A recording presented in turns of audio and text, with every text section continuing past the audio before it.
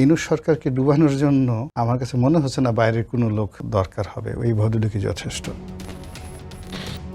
বাংলাদেশের যে মিথ্যা এবং অপতথ্যের সেটার একটা প্রধান উৎস হচ্ছে গোলাম মওলা রনি এবং শফিকুল আলম যেটা উল্লেখ করছেন যে সময় টিভির যে উপস্থাপক তিনিও গোলাম মওলা রনির এই যে মিথ্যা তথ্য সে ব্যাপারে কোনো প্রতিবাদ জানাননি।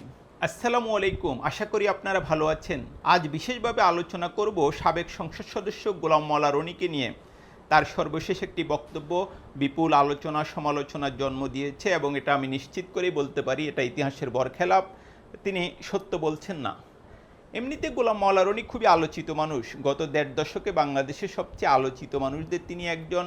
টিভি টক শোতে খুবই জনপ্রিয় তিনি লোক, প্রায়শই কথা বলেন, নানা রকম বিতর্কও তৈরি করেন। তার নিজস্ব ইউটিউব চ্যানেল রয়েছে, সেখানেও তিনি বক্তব্য রাখেন, সোশ্যাল মিডিয়াতে লেখালেখি করেন, নানামুখী কার্যক্রমে তিনি নিজেকে জড়িত রেখেছেন এবং আওয়ামী লীগের শাসনামলেও তিনি আলোচিত ছিলেন। আওয়ামী লীগের হয়ে তিনি এমপি নির্বাচিত হয়েছিলেন। পরবর্তীতে ঠিক কী কারণে আওয়ামী লীগ ছেড়েছেন সেটা আসলে আমার কাছে পরিষ্কার নয়। আমরা যেটা দেখি যে এক পর্যায়ে তিনি বিএনপিতে যোগ দেন এবং বিএনপি রাজনীতিতেও কিছুদিন সরব ছিলেন। এখন আসলে তিনি ঠিক কোন দল করছেন বা আদৌ কোনো রাজনীতির সঙ্গে জড়িত কিনা সেটা পরিষ্কার নয়। কিন্তু আমরা যেটা দেখি যে যেটা বলছিলাম যে আওয়ামী লীগ শাসনামলেও তিনি খুবই সরব ছিলেন, বিশেষ করে মাঝে মধ্যে, এবং জামাত নেতাদের সঙ্গে তার কারাভোগের স্মৃতি নিয়ে তিনি কিছু লেখালেখি করেছেন এবং এক পর্যায়ে জামাত শিবিরের সমর্থকদের মধ্যেও এক ধরনের জনপ্রিয়তা লাভ করেন। তা আমাকে যদি জিজ্ঞেস করেন তাহলে আমার কাছে প্রায়শই মনে হয় গোলাম মওলা রনির যে বক্তব্য কিংবা যে আচরণ সেটা অনেক ক্ষেত্রেই শালীনতা অতিক্রম করে। আপনাদের হয়তো মনে আছে যে সুপ্রিম কোর্টের সাবেক বিচারপতি শামসুদ্দিন চৌধুরী মানিক জুলাই আন্দোলন চলাকালে একজন উপস্থাপিকাকে নিয়ে খুবই আপত্তিকর মন্তব্য করেছিলেন। উপস্থাপিকা দীপ্তি চৌধুরীকে তিনি রাজাকারের বংশধর বলেন এবং সেটা নিয়ে খুব তোলপাড় হয়। ওই টকশোতে একজন সহ আলোচক ছিলেন গোলাম মওলা রনি এবং ভিডিওতে যেটা দেখা যায় সে সময় তার যে বাচনভঙ্গি, তার যে কথা এবং তার যে হাসি, এটা আমার কাছে আসলে আপত্তিকর মনে হয় সবসময়।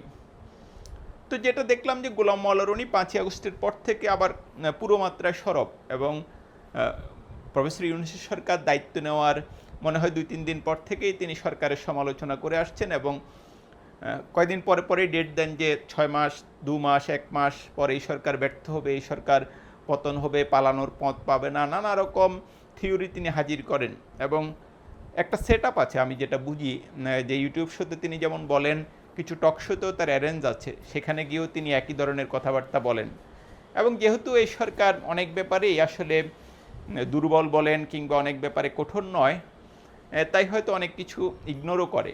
এটা নিশ্চিত করেই বলতে পারি যে মত প্রকাশের স্বাধীনতার পক্ষে সবসময় আমার অবস্থান, কিন্তু আপনি অসৎ উদ্দেশ্যে মিথ্যা তথ্য দিয়ে যাবেন সেটার কোনো প্রতিবাদ হবে না, সেটাও কিন্তু খুবই নর্মাল সিচুয়েশন নয়।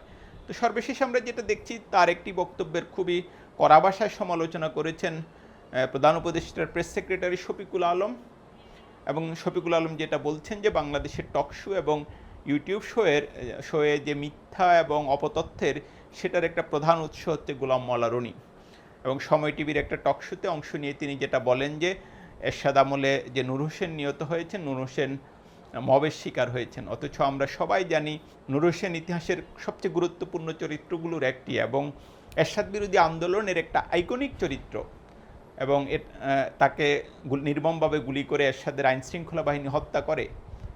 কিন্তু গোলাম মওলা রনি এতদিন পর এসে ইতিহাসের একটা পূর্ণাঙ্গ বিকৃত রূপ উপস্থাপন করছেন এবং তিনি বলছেন যে নূর হোসেন মবের শিকার এবং শফিকুল আলম যেটা উল্লেখ করছেন যে সময় টিভির যে উপস্থাপক তিনিও গোলাম মওলা রনির এই যে মিথ্যা তথ্য সে ব্যাপারে কোনো ফুটনোট বা উল্লেখ করেননি এবং গোলাম মওলা রনির এই বক্তব্যের কোনো প্রতিবাদ জানাননি।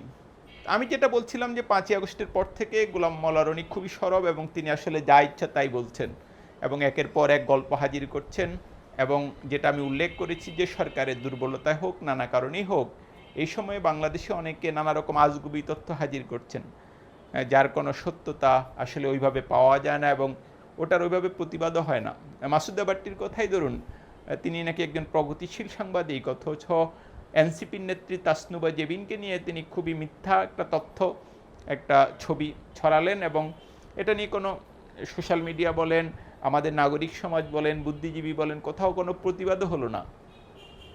তো আমরা যেটা দেখছি যে মত প্রকাশের স্বাধীনতার নামে কেউ কেউ মিথ্যা বলছেন এবং অপতথ্য ছড়াচ্ছেন। মত প্রকাশের স্বাধীনতা অবশ্যই দিতে হবে। গণতন্ত্র মত প্রকাশের স্বাধীনতা ছাড়া বাঁচবে না, এবং স্বাধীন সংবাদ মাধ্যম ছাড়া গণতন্ত্র আসলে কাজ করতে পারবে না। এবং এখন যেভাবে বিস্তৃত হয়েছে সাংবাদিকতার সংজ্ঞা, ইতিহাস এবং এর যে উপাদান, সেক্ষেত্রে সোশ্যাল মিডিয়া একটা খুবই গুরুত্বপূর্ণ ভূমিকা রাখছে।